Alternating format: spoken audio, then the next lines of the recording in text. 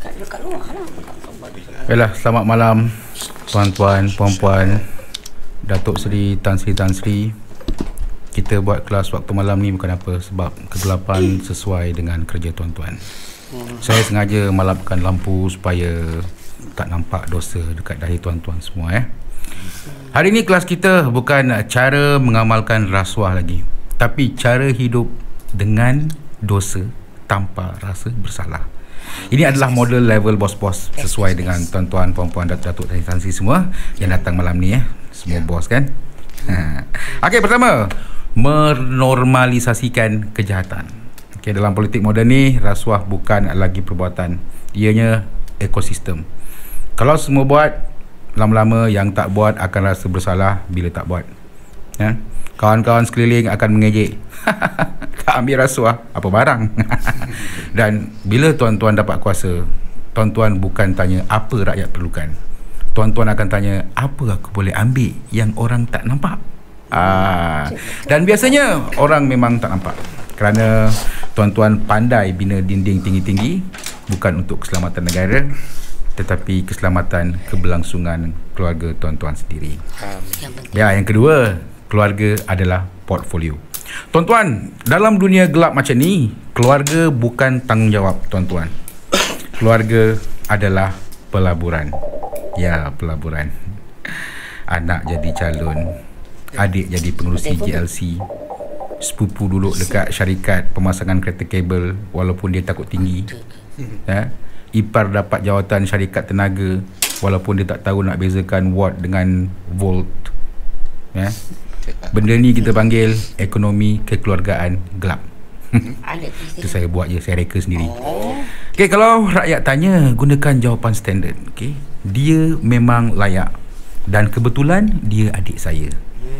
Kebetulan yang ajaib, umpama semua orang dalam keluarga tuan-tuan tu genius serentak pada waktu yang sama, padahal semua SPM pun tak lepas. Ketiga, teknik bayang-bayang. Tuan-tuan, dalam dunia gelap ni, yang paling penting ialah bayang-bayang. Bukan apa yang tuan-tuan buat, tapi apa yang tuan-tuan boleh sembunyikan. Antara teknik yang biasa digunakan, pastikan ianya salah orang bawah, atau ungkapan binatangnya kambing hitam lah. Kan? Kalau skandal meletup, kita cakap pegawai saya bertindak luar pengetahuan saya tak tahu. Padahal tuan-tuan sendiri suruh. Cuma tuan-tuan dan puan-puan suruh dengan ayat lembut lah. Kau pandai-pandai lah, kalau lepas adalah duit sikit tu kau. Okey, pakai istilah-istilah besar semasa berucap. Agihan, insentif, rasionalisasi, penstrukturan. Okey, kerana 90% netizen akan blur dan terkesima mendengar perkataan-perkataan itu. Okey, kalau benda yang salah pun, bunyi dia terlalu teknikal untuk rakyat marah. Kerana, betul lah tu, kan? Betul lah, ayat dia pun macam kita susah nak faham, kan? Dan ketiga, biarkan rakyat penat. Rakyat ni bila marah, dia bising. Tapi bila penat, dia lupa. Dan bila lupa, anda boleh mulakan yang baru. Okey, Prof. Ya? Macam mana nak tahu bila rakyat dah hilang harapan? Macam mana? Soalan yang bagus. Ya, memang betul. Takut kan? Okey, saya bagi takut lagi. Okey, pertama, bila rakyat mula bercakap soal tukar kerajaan secara terang-terangan, bukan lagi bisik-bisik, bukan lagi berkata harap ada perubahan lah, tapi terus terang mereka cakap bilalah kerajaan nak jatuh.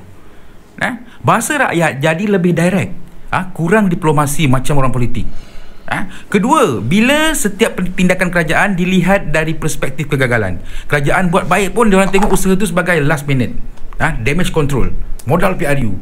Apa pun yang kerajaan buat, rakyat automatically interpret sebagai desperado. Ni bukan rakyat yang kurang ajar tau, tapi bila terlampau banyak sangat damage yang dilakukan, rakyat mula akan kata cukup, jangan kau cuba buat apa-apa lagi. Ketiga, bila protes kecil jadi cepat meletup. Isu yang dulunya kecil, contohnya harga ayam, kan, tiba-tiba mencetus kemarahan ramai. Ini bukan sebab isu tu besar, ini sebab kemarahan dah lama terkumpul. Bila tekanan lama bertembung dengan isu kecil, jawapannya memang meletup lah. Keempat, bila orang yang dulu neutral pun mula bersuara. Ini tanda paling berat. Golongan seperti orang yang tak suka politik, yang tak pernah komen apa-apa, yang selalu cakap malah lah aku nak ambil tahu pasal politik, kan? Mereka ni mula berkata, sampai bila nak macam ni? Bila golongan dia mula bersuara, itu bukan lagi geram, itu fenomena sosial.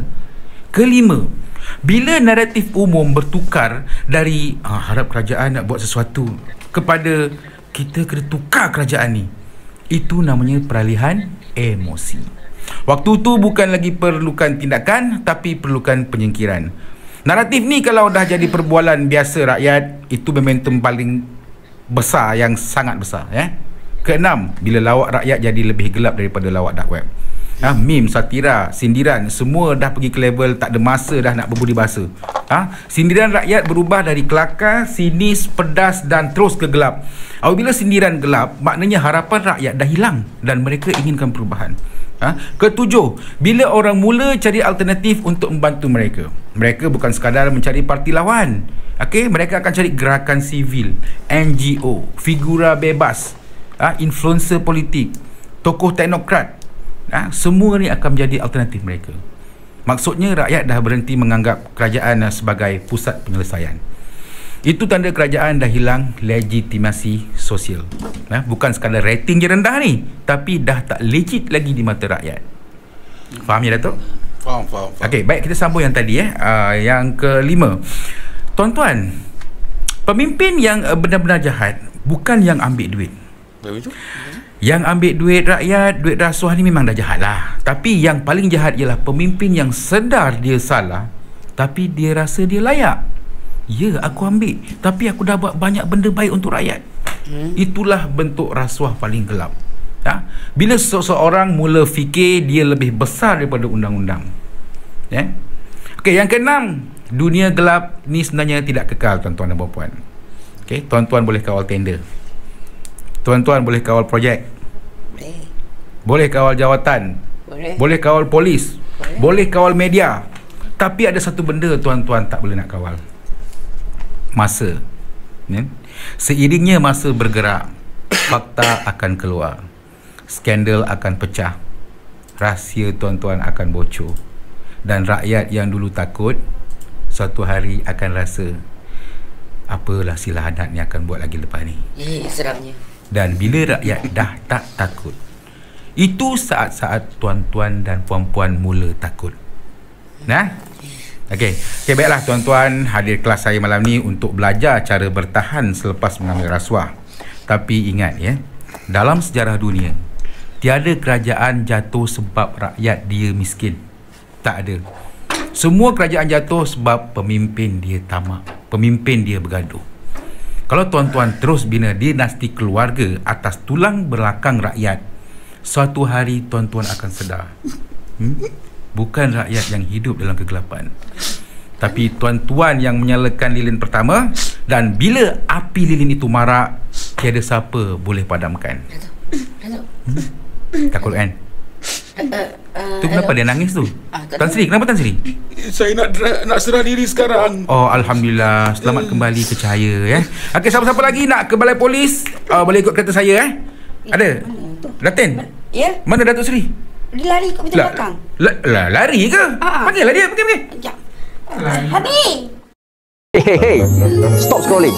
Unify tengah buat benda paling gila untuk tahun 2025. Kau pasang internet, dia bagi kau TV. Kau pasang internet, dia bagi kau iPad. Kau pasang internet, dia bagi kau bill free sampai 6 bulan. 100 MBS RM89, 300 MBS RM129, 500 MBS RM149. Kontrak 2 tahun free bill 3 bulan, kontrak 3 tahun free bill 6 bulan. 100 MBS dapat TV Sharp Android 43 inci percuma. 500 MBS dapat TV Sharp Google 55 inci atau iPad percuma. Pendaftaran percuma. Modem router percuma. Pemasangan percuma. Kau nak apa lagi? Internet 24 jam laju macam roket. Tapi pot terhad. Kau lambat, menangis tengok jiran tonton Netflix dekat TV free dia. Klik link ni sekarang sebelum aku ambil TV kau. Baik korang tekan link. Penat aku bercakap sampai berubah muka dengan suara aku.